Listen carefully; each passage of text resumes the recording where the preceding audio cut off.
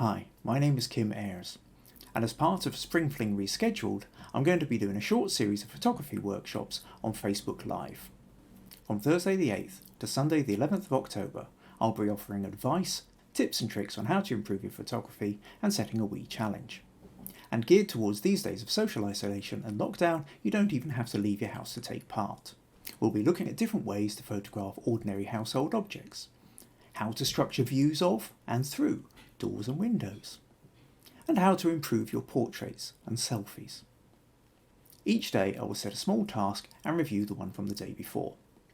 You can use a camera of any kind to take part, from a phone to a tablet to a point and shoot to a DSLR. And on Sunday evening I will choose my favourite from the course, and the winner will receive a one-to-one online photography mentoring session with me.